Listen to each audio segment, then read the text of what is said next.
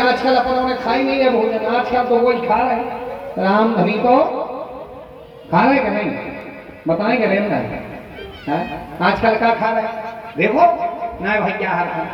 कई गुरु जी जो लोग करज्ञा में आगी में लगे, जो लोग को मजा आया छोकादार हाथ करज्ञा में जो लोग आगी में लगे, छोका ने घले जो लोग मजा नहीं आता। करज्ञा में घलो छोका, करज्ञा में लगी आगी, अब बा करज्ञा की आगी आई अपनी काठी में, अब बा खाई अपन ने, तो देखो देखो वो याद वालों सो फिर रहा हो 20-25 किलो को भैया पेंट समान नहीं रहो, सड़क सड़क जाता हो। देखो आजकल के भैया हाल में मोजा ऊपर खो नहीं आ रहा है, पेंट नीचे खो नहीं जा रहा हो, ना पेंट ऊपरे नहीं आ रहा हो, का बने फिर देखियो। अब 25 किलो को पूरा भैया, अब गुस्सा इतनी का बताएं। देखो देखो वो छौका वारो खा रहे, तो बस फिर कहने लगा कि महाराज हमें गुस्सा आ जाए, फिर तो नहीं सुना था हम अपने कौन की। हाँ हम नहीं कह रहे। अरे राम राम हम काय खाते अब एक बार क्या मैं भागवत कर भी जाने तो इनसे है कौन हम का खा रहे तू सामने वालों तेल से गाड़े नहीं जैसे राम नहीं तो सब खबर करने हम नहीं कह रहे, तो वही उन्होंने कही गुस्सा कहीं हमें गुस्सा आ जाए फिर नहीं सुना था हम अपने।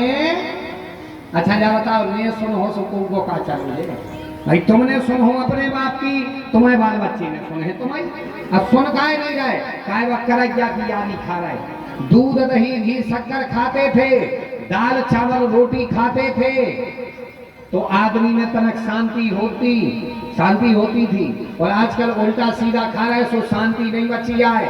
इसलिए याद रखना अपने जो ये अमृत हैं, दूध दही घी शक्कर ये अमृत हैं, इनके लिए खाओगे जीवन में शांति रहे, और वह करज्ञा की यानी खेहो तो शांति न रहे। इसलिए घर में भोजन करो, खाना नहीं खाना चाहिए, क्योंकि नारायण हमारे अंदर बैठा है। त्या तिष्ठि दशांगुलमो, नाभि से 10 अंगुल ऊपर नारायण वास करता है। हम में तुम में सब में, पढ़े लिखों में अनपढ़ों में, गांव में शहर में कहीं भी रहो, सब में नारायण रहता है। पिताजी सब में भगवान है। राक्षस कहने लगा मतलब इस खम्भे में भगवान है। प्रहलाद जी कहने लगे बिल्कुल पिताजी इस खम्भे में भगवान है। उस दैत्य ने आओ देखा न ताओ, गदा उठाई ये घुमा करके मारी, जब ही गदा घली खम्मा टूटा, उसमें से नरसिंह भगवान प्रकट हो गए। बोलिए नरसिंह भगवान की जय। नरसिंह भगवान प्रकट हुए, नरसिंह भगवान प्रकट हुए। सुखदेव जी कहते राजन नरसिंह भगवान चित्कारते हुए दहाड़ते हुए आए। ये राक्षस कहने लगा सरकार हमें नहीं मार सका। नरसिंह भगवान बोले क्यों? बोले हमने एक वरदान मांगा था, हमने वरदान मांगा था कि ना हम ऊपर मरे और ने नीचे मरे, अब मारो कहाँ मारो। भगवान कहने लगे पागल, ना हम ऊपर मारेंगे ना नीचे मारेंगे, गोद में रख कर के मार देंगे। गोद ना तो नीचे आती और ना ही ऊपर आती। वो कहने लगा सरकार फिर भी नहीं मार सकत। बोले गाय, बोले हमने वरदान मांगा था कि ने बाहर मरे उन्हें भीतरे मरे, अब मारो। भगवान कहने लगे पागल, ना बाहर मारेंगे ना भीतर मारेंगे, दहलीज पर बैठ करके तुझे मार देंगे। इसीलिए घर की दहलीज नरसिंह भगवान की आसन होती है। इसीलिए अपने घर में मुख्य दरवाजे पर एक दहलीज जरूर लगानी चाहिए, जरूर लगाओ, क्योंकि घर में दहलीज होगी तो दहलीज पे होती है नरसिंह भगवान की आसन। और जोन घर के दरवाजे पर सुनुई में देवता बैठा होगा, उस घर में अप्रिय दुर्घटनाएं नहीं हो सकती, अनहोनी नहीं होगी। इसलिए दहलीज जरूर लगाओ और दहलीज पर पूजन करना चाहिए समय समय पे। दहलीज पर कभी पैर नहीं रखना चाहिए, पैर नहीं रखना चाहिए। नरसिंह भगवान ने उसको अपनी आसन बनाया, दहलीज पर रख करके तुझे दहलीज पर बैठ करके मार देंगे। वो कहने लगा सरकार फिर भी नहीं मार सकत। बोले काय? बोले हमने वरदान मांगा था कि न दिन में मारे न रात में मारे, अब मारो। भगवान कहने लगे पागल, न दिन में मारे न रात में मारे। देखो तुझे मारने के लिए गौ धूली बेला में तुझे मारेंगे। गौ धूली बेला, गौ धूली बेला कौन? गौ धूली बेला माने शाम की बेला, जिसके लिए अपन अपने बुंदेलखंड में कहते हैं दोई बेरा, दिया बत्ती की बेरा, अवारी बेरा, गौसनी की बेरा, संजा की बाकहाउत है गौ धूली बेरा। इसमें तो ये मार देंगे ना दिन में ना रात में। वो कहने लगा सरकार फिर भी नहीं मार सकती, हमने वरदान मांगा था ना अस्त्र से मरे ना शस्त्रों से। भगवान कहने लगे पागल, ना अस्त्रों से मारेंगे ना शस्त्रों से, नाखून गपा करके पेट में तुझे फाड़ देंगे, नाखून गपा करके फाड़ देंगे। ये कहने लगा मतलब मरेंगे? बोले पक्का। बोले सरकार फिर भी एक वरदान और मांगा था। बोले क्या? बोले मैं 12 महीनों में मरे, आप बताओ कब मर। भगवान कहने लगे पागल, जब तुमने वरदान मांगा था तभी तुझे मारने के लिए ये 13वां महीना बनाया है, जिसके लिए कहते परसोत्तम मास, मल मास, अधिक मास, 9 का महीना, ये तुझे ही मारने को बना। अपना ये परसोत्तम महीना जो है इस राक्षस को मारने बना था। अपने जितने भी महीना है आप देखना, जैसे श्रावण का महीना है, श्रावण का महीना क्यों बना? ब्रह्मा जी सृष्टि जब बना रहे थे तो बढ़ने रही थी, जितने बना दे में उतना ही बूढ़े होकर मर जाए, आगे पैदा हो गए। तो शंकर जी ने 1 महीने तक सृष्टि विस्तार की कथा उनको सुनाई थी कि सृष्टि कैसे बढ़ेगी। 1 महीना तक ब्रह्मा जी ने कथा को श्रवण किया था और शंकर जी ने सुनाया था। सो 1 महीना उन्होंने कथा को सुना था और सुनने के लिए बोलते हैं श्रवण। सो उस महीने का नाम पड़ गया था श्रवण का महीना, यानी सावन का महीना। वो कार्तिक के महीना में शंकर जी के बेटा कार्तिकेय जी का गंता मनाया गया था। 1 महीना तक गंता मनाया गया था, देवताओं ने मनाया था। सो पार्वती जी ने जन्म दिया था, जाओ हमारे बेटे का इस महीने में मनाया गया है गंता, सो इसका नाम होगा कार्तिक का महीना, कार्तिक का महीना नाम होगा। ये अपने जितने भी हैं, और इसीलिए एक वरदान और उन्होंने दिया था, हमारा बेटा गंगा के पोखरी में मिला था कृतिकाओं को, कृतिकाओं के लिए मिले थे कार्तिकेय जी। सो ने वरदान दिया था, जाओ जो भी कार्तिक के महीना में स्नान करेंगी उनके लिए गंगा स्नान का पुण्य प्राप्त होगा। सो आज भी कार्तिक मास के स्नान होते हैं, हमारी माताएं बहनें कार्तिक में स्नान करती हैं। अच्छा काय करा ये सुनिया कि अगर में नहाओ तो नहीं है कि कुमार में नहीं सकता, लेकिन कार्तिक स्नान का महत्व क्यों है? क्योंकि कार्तिक में कहीं भी नहाओ, कुआं पे, ट्यूबवेल पे, नदिया पे, घर में कहीं भी नहाओगे गंगा स्नान का फल मिलता है। सो कार्तिक के महीनों के स्नान का फल है।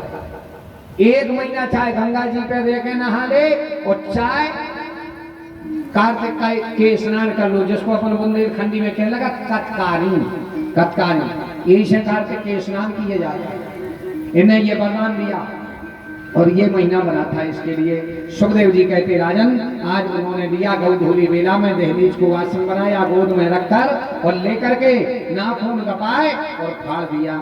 ज्यों ही उसके लिए फाड़ा उस दैत्य का वध कर दिया। नरसिंह भगवान चिल्लाते हुए दहाड़ते हुए उस दैत्य का वध किया।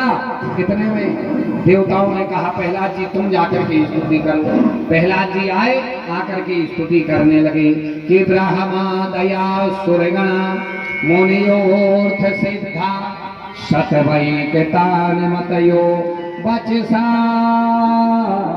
प्रवाय नराधितुं पुरुणे रनुधापि विष्णु किं तोष्टर्महति समये हरिहिरो प्रयाते।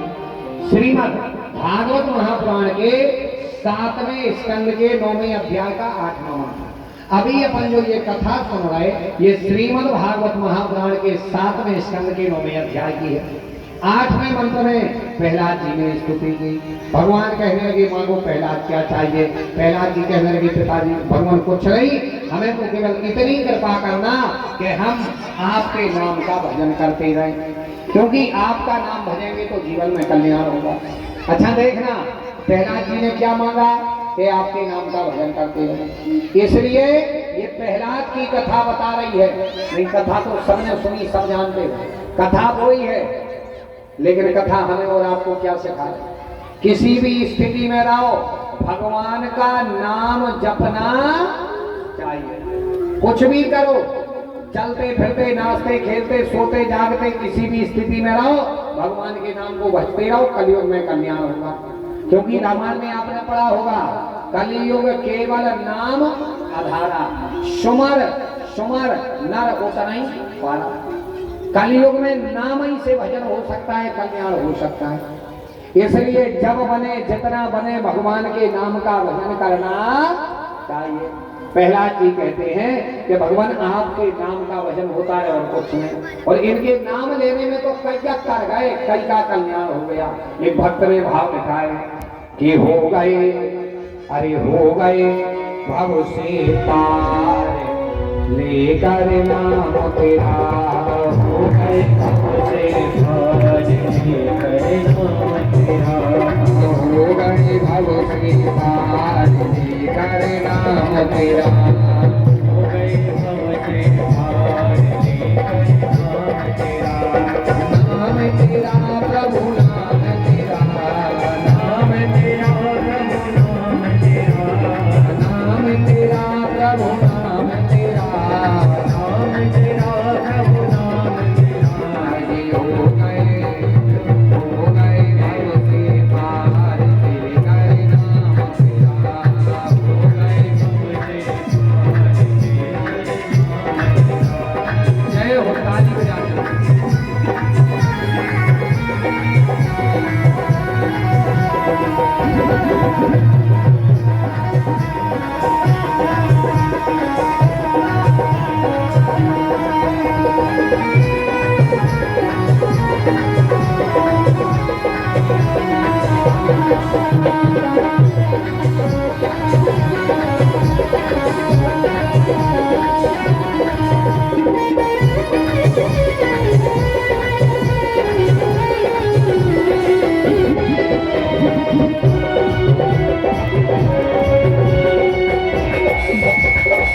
हरी सभा में ध्रुपद दुलारी, हरी सभा में ध्रुपद दुलारी, हरी सभा में ध्रुपद दुलारी, हरी सभा में ध्रुपद दुलारी, कृष्ण द्वारिका नाथ पुकारी, कृष्ण द्वारिका नाथ पुकारी, कृष्ण द्वारिका नाथ पुकारी, कृष्ण द्वारिका नाथ पुकारी।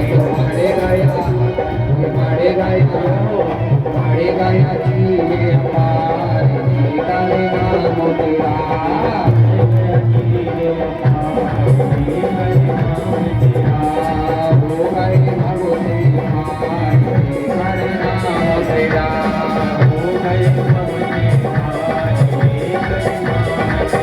जय हो।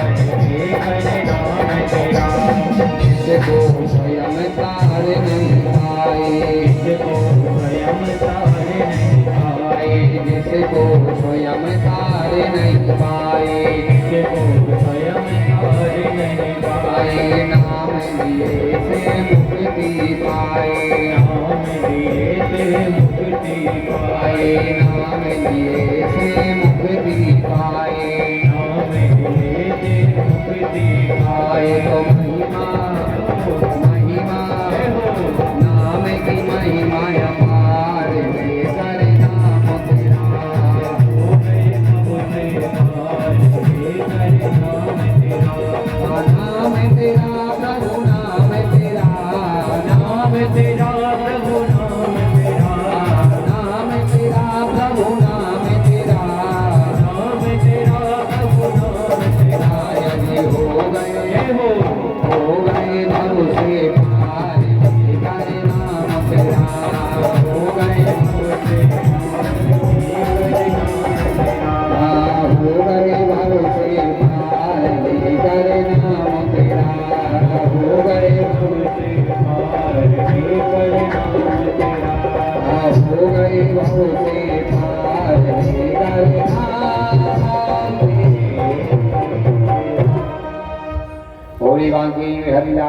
जय हो। राम धनी तो कौन थोड़ी जोर से राम धनी तो कौन आज प्रहलाद जी ने भगवान के नाम को भजा और कल्याण किया। अच्छा, ये कथा अपन को सिखा रही है कि किसी भी स्थिति में रहो भगवान के नाम का भजन करना चाहिए। कलयुग में तो बहुत ही सरल विधि है ये। कलयुग में अगर कुछ नहीं बने, दान अगर हम नहीं कर पा रहे, हम जो है यज्ञ नहीं कर पा रहे, हम अगर कुछ अन्य धार्मिक कार्य नहीं कर पा रहे, तो एक काम जीवन में नियम बना लो कि हम चलते फिरते उठते नाचते खेलते सोते जागते भगवान के नाम का भजन करेंगे। नेऊ में पैसा लगने, नेऊ में जबरदस्ती को काम आए कछु, हाँ भजन करते रहो। अच्छा, अपन लोग कहते कि अपने बूढ़े गांव के होते जानत रहते, अपने बूढ़ों में कितना दिमाग था। अपने बूढ़ों को पता था कि आने वाले समय में आदमी इतनो काम में फंस रहे है तो खुद खोटे में नहीं रहे का माला ले है। अब अपन से को केवे के बहुत सारे 5 माला करेगा व्यक्ति, तो आप बोले हमसे के मला तुम्हें तो उतना ही काम है, तुम तो जप ले, हम को 17 काम दे दे, 17 काम दे दे, फिर ये बैठे हम कैसे माला कर। तो अपने बूढ़ों ने बताई थी कि एक काम करो, चलते फिरते नाचते खेलते विधि बन जाएगी। क्या करो, अगर घर से कहूँ गए, अपने गांव में बूढ़े मिल गए बड़े मिल गए, राम राम कर दी। दाऊ मिल गया राम राम, दाऊ नन्ना राम राम, अरे बड़ा सीताराम, दाऊ राम राम। बड़वा कोई भी मिले सीताराम करो। कारण का, तुम घर से बहुत सारे गन्या छोड़ भी गए, गांव में 4 जने मिले, उनसे तुमने राम राम करिए। गन्या छोड़ के लौटे 4 जने फिर मिले, उनसे राम राम करिए। चारों काट भी गए, 2 जने मिले, उनसे राम राम करिए। चारों लेके यहाँ 2 जने मिले, उनसे राम राम करिए। दिन में अगर 25 आदमियों से राम राम करी तो 2 बेरे तुमने कही राम राम और 2 बेरे उनने कही राम राम, तो क्या बेरे हो गई। अब 25 जनों से करी तो 25 चौके 100, एक माला हो गई। चारों कटगांव गन्ने कर आए, गन्ने बांध नहीं, गन्ने लग गई, काम हो जा रहा, भजन हो जा रहा। अपने बूढ़े कितने होशियार होते, लेकिन अपन हो रहे के तो आजकल के नए भैया हरों से कहो कि राम राम करेंगे, गांव की बड़ी बूढ़ों से सीताराम कहेंगे, कहने लगा तो हम यहाँ करो, अपन का बड़ों से राम राम करिए, तो हुन्ने भी अपने घर के बड़े, हम तो ऊंचा ही। आजकल राम राम करवे में आदमी को पसीने आउट करा था नहीं यहाँ, वो जानत कोई हम राम राम करेंगे, जाने जाने के हम डराते यहाँ हैं। ये में डरावे को काम ही नहीं है भाई। अगर कोई राम राम करे भी तो मैं काय बोला, अगर अपन बड़े से राम राम कर रहे, उम्र में कोई बड़ा है, अपन राम राम कही तो उसे डरा नहीं रहे, अपन भजनिया कर रहे और रोसियां कर पा रहे, डरावे की बात ही नहीं है।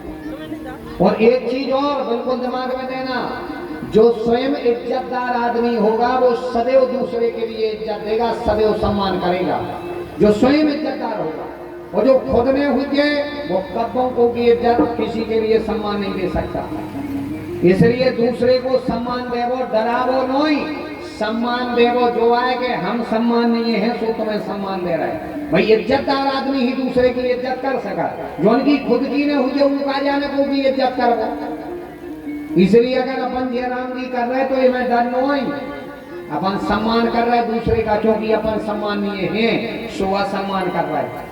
इसलिए कोई भी अपन को बड़ा बुरा मिले उससे राम राम करनी,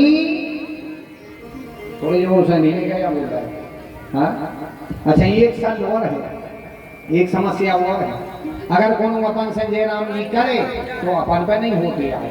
आजकल बूढ़ों में सुनवाई है। अगर कोनो अपन से केवल राम राम का राम राम नन्ना, तो आजकल अपन पे राम राम होता नहीं हो का क्या लगा, वो नहीं राम राम भैया, राम राम भैया, ये से बैठे का जाग नींद तरफ सोता नहीं पे बैठे अपन का राम राम कर मुंगा घर हलाल थे। और एक बात बताऊं, कोनो राम राम केवल तत्काल कहेंगे सीताराम भैया सीताराम काहे कहेंगे। अगर मुंगा हलाल तरह के जितना मरे अब पहुंचे भगवान के, उनने पूछी के करे जो का करत तो यम के दूतों ने बताई कि कुछ नहीं करत तो भगवान ही ने तुम्हारा नाम लो नहीं लाओ। कहा करत तो कई गांव के कहते राम राम जो करत तो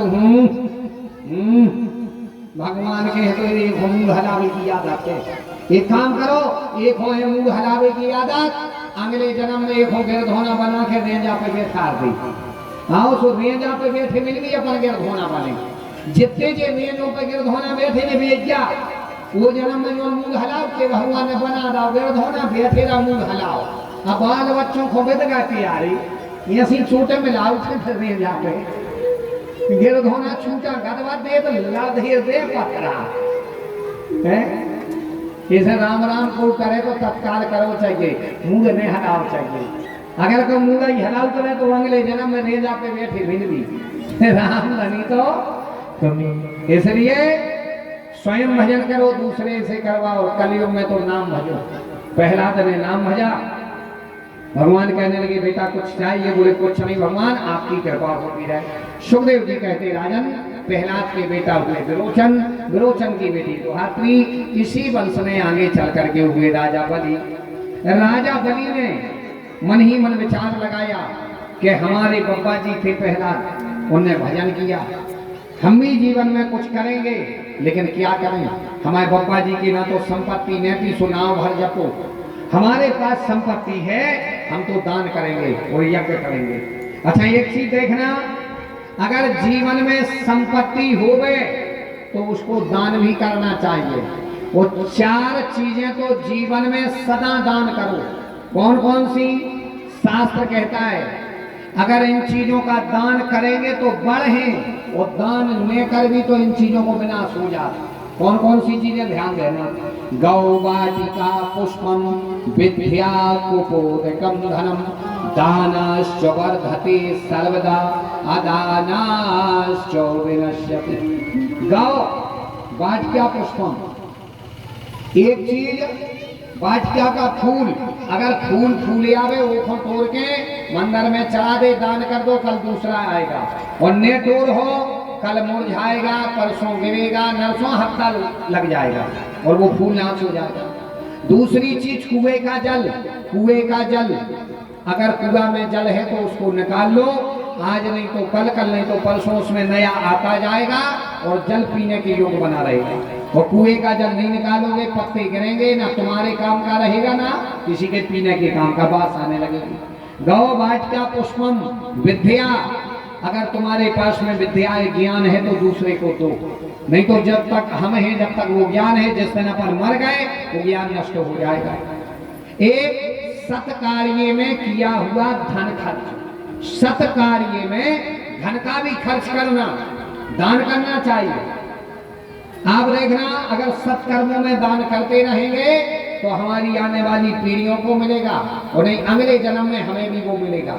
नहीं तो अपने पास खूब है, केवल पेटियां भरते रहे, किसी गरीब को दो रोटी नहीं खुआई, कभी किसी गरीब के लिए एक जोड़ी कपड़ा नहीं दे रहा है, कमों बिटिया के ब्याह में 100 रुपया दान नहीं करता है, गांव के मंदिर में कभी 10 रुपया नहीं लगाता है, तो समझ लेना कि आज नहीं तो कल, कल नहीं तो परसों वो संपत्ति नष्ट हो जाएगी, संपत्ति नष्ट हो जाएगी। इसलिए संपत्ति अगर है तो दान करो, दान करनी चाहिए। इनने सोची यार दान तो करें, हाँ दान करो चाहिए, लेकिन दान करें कैसे? भाई उसकी भी विधि है, उसकी भी विधि है। दान कैसे करें? होली बाके हरियाणा की जय। थोड़े जोर से राम नहीं तो कौन कमी। आज मालूम ये बताते हैं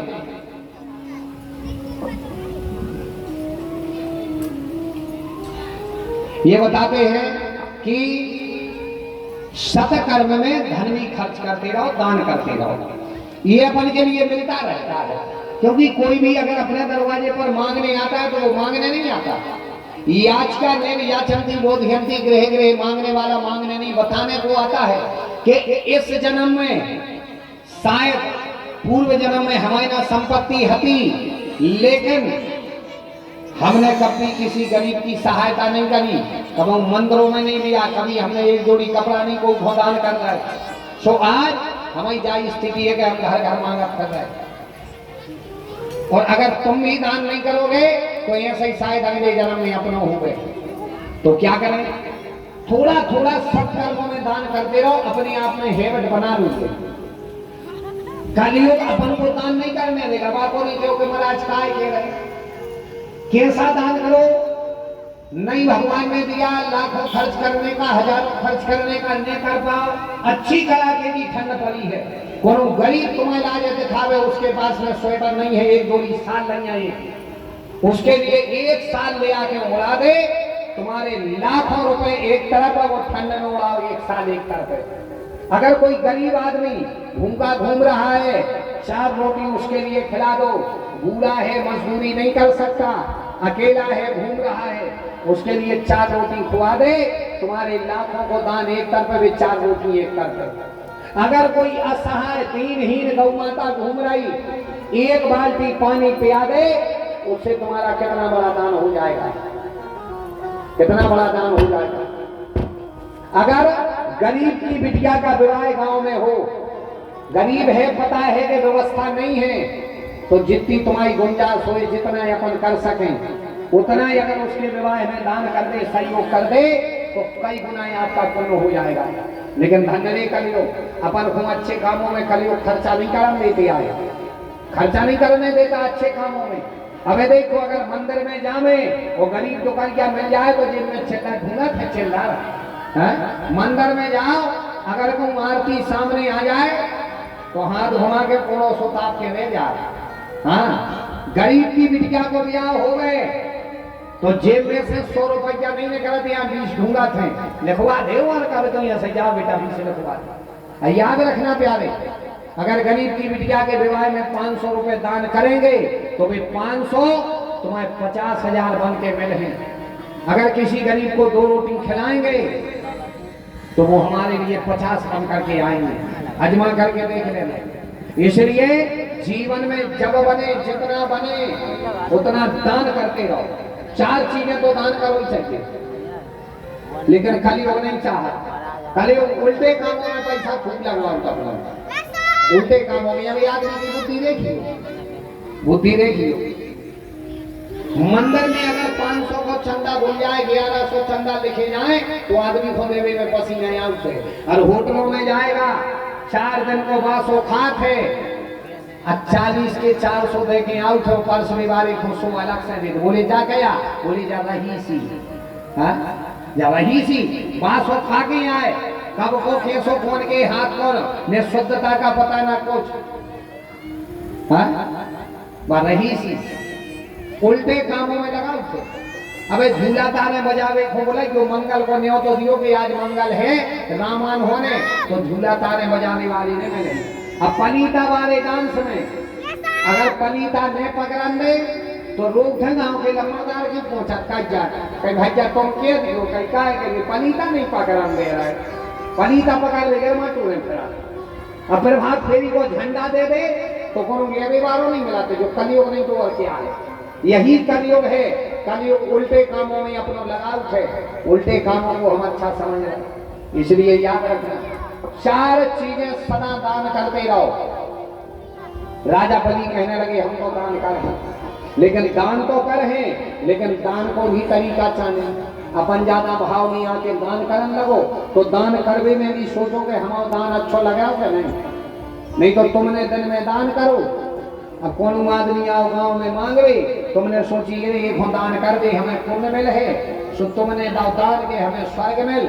उन्हें 4 बजे लो गांव भर में मांगो, अब 5 बजे गांव की दुकान पे बेचो, अब 6 बजे पहुंचे खिड़की वाली दुकान के सुबह खुद को ठाई खाद डाली। अब अपन सोच रहे थे कि इन्हें दान दिए हमें स्वर्ग मिले, वे खुद नरक की जेल धरे फैदा घूरों पर कोई ठाई खा रहा बेका स्वर्ग दे अपन। तो ये भी सोचना चाहिए कि हम दान जो दे रहे हैं वो दान सही जा रहा हो कि नहीं जा रहा हो, भाई बुद्धि से लगाओ चाहिए।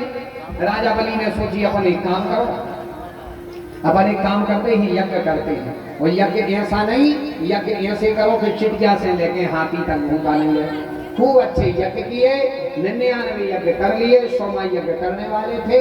देवता पहुंचे, कहने लगे भगवान क्या उन्हीं के लिए स्वर्ग का राजा बना दोगे? वामन भगवान कहने लगे चिंता मत करो।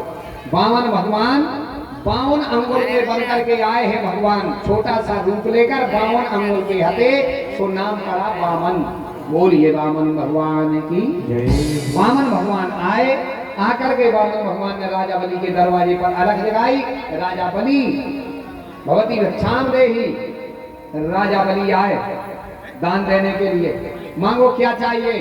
वामन भगवान कहने लगे हमें केवल 3 पग भूमि। राजा बलि बोले बा शरीर में तुम हल्को सोर बुद्धि भी हल्की सी करी, मांगना था 10-20 गांव का राज्य मांग लेते, हीरा मोतियां सल्फियां पन्ना जवाहरात मांग लेते। 3 पग भूमि, जाओ चले जाओ कहीं से भी नाप लो। वामन भगवान बोले नहीं, ऐसी नहीं चाहने। बोले 3 पग भूमि, जाओ 2-4 गांव ले लेते। बोले नहीं, दान भी उतना ही लो चाहिए जितने की जरूरत हो। हाँ बिल्कुल याद करना, दान लेवे वालों को भी शास्त्र में नियम है, जे 2-3 चीजें बहुत सोच समझ के करी जाए। एक भोजन, भोजन हर जगह ने करो चाहिए। भोजन में 3 बातें देखो, अगर ये 3 बातें मिल रही तो भोजन करो, नहीं तो घर की सूखी रोटी अच्छी।